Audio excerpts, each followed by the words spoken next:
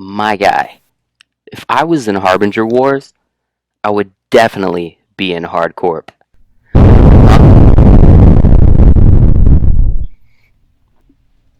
Ugh, wow.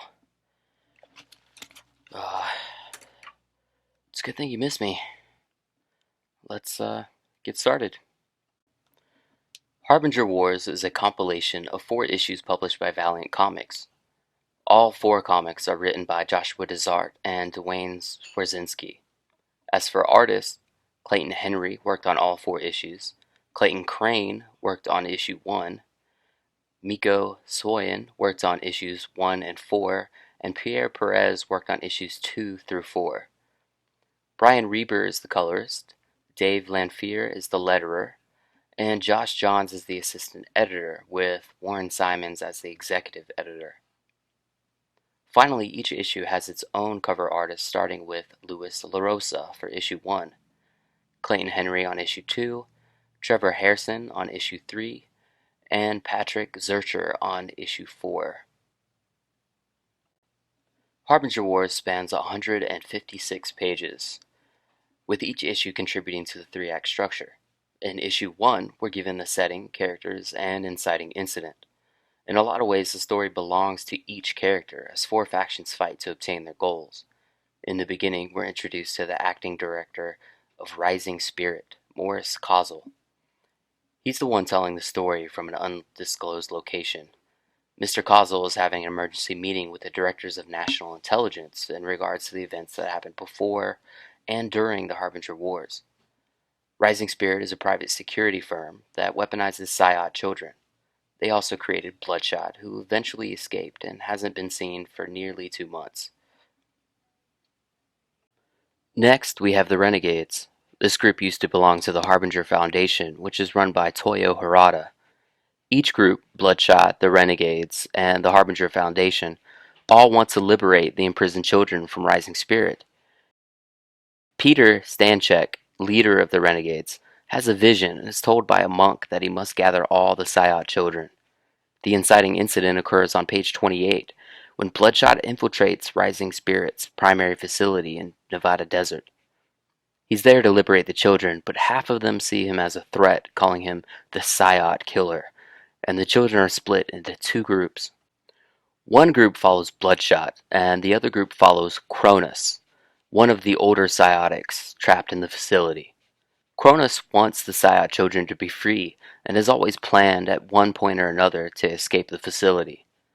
Bloodshot takes his group to a nearby abandoned town, while Cronus escapes with his group in a military helicopter. The Act 1 climax occurs when Toyo Harada approaches Bloodshot, who has hidden his kids in a nearby military vehicle. Act 1 ends on page 35 and picks back up on page 49, where we begin Act 2. I felt like the beginning was pretty strong. It went out of its way to be clear in parts. Characters were given captions showing not just their names and code names, but also their abilities. New locations were also marked with the name and times, giving a clear and precise timeline to the whole event. Issues 2 and 3 make up the entirety of Act 2, and the conflict supports the goal from Act 1. Before picking up where we left off with Toyo Harada and Bloodshot, we learn that Cronus and his group of Psyod children have crash-landed into the side of the Bellagio Hotel. They're free, but they also know Rising Spirit might be on their way, so they project terrorists throughout the building to disguise their location and try to find a new plan in the meantime. Back at the abandoned town, Bloodshot fights Toyo Harada. Toyo ultimately gets the upper hand, but the children decide to ram Toyo with the vehicle they were hiding in. The children grab Bloodshot and drive off when one of the children hears her brother speaking telepathically. Toyo has to kill one of his members, so she doesn't suffer, and he flies up into outer space, which is the last we see of him for at least this issue.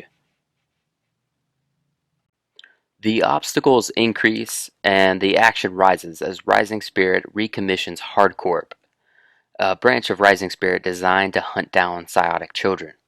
Back at the Bellagio, Cronus and his group sense something coming. This marks the midpoint for Act 2 and the beginning of the confrontation between the different groups.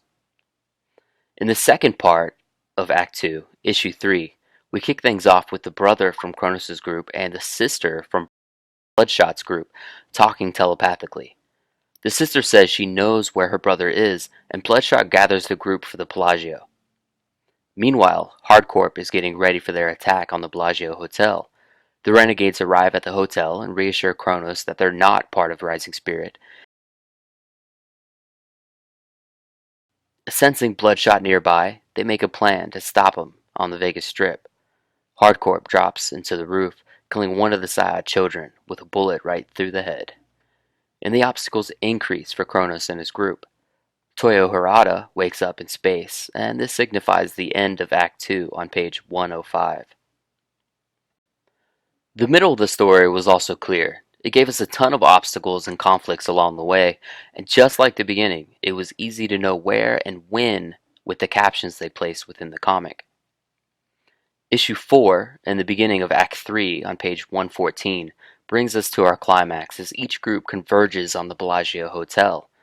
The Renegades fight Bloodshot on the Strip, while Kronos fights Hardcorp on the roof.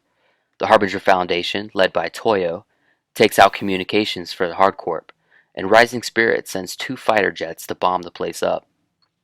The resolution comes when Toyo arrives at the Bellagio. Hardcorp is only down to 2 men. Bloodshot and his group of Psyots have severely injured the Renegades, and Kronos, after taking down the jet, senses Toyo Harada might be their only way out. The Renegades retreat, 1 woman down. Bloodshot is last seen getting blasted into the air, and Hardcorp is feeling too old for this. Well, you know. They split up their separate ways, and Kronos agrees to join Toyota Harada. As for Mr. Kazel, his lawyer is shot in the head and he's made CEO of Rising Spirit, for some reason or another. I have to admit, the resolution was a little satisfying. I could tell the creators were getting ready to start new journeys for the different groups, but some of the endings were just lame. What happened to Bloodshot? We see him getting blown away by Peter Stanchek, but that's the last we see of him. Also, Hardcore was gung-ho about slaughtering Psyod children, but the moment things go south, they just walk away from the fight. I wouldn't say any of the characters had a solid character arc. They're all pretty much the same as when we meet them in the beginning. Harbinger Wars does an amazing job at making each page feel like a mini comic. On page 138, we get 3 different resolutions on one page. The odd number pages are equipped with page turners, and the speech balloons and captions all work well at guiding the reader through the story. If you place all 4 issues on a bar graph, similar to the one in McCloud's book, Understanding Comics, The Invisible Art, you would find the majority of the panel-to-panel transitions fall under subject to subject. The second most transition would be action to action, followed by scene to scene in third. I would recommend this comic to my classmates. If I had any friends, I would definitely recommend this compilation. It's a great introduction to the characters. I found myself rooting for multiple groups like Bloodshot, Cronus, and of course the Psyod children. You don't see a lot of that in other comics. Overall, it was a great story, and I was looking forward to following the characters as they branch out into the Valiant universe.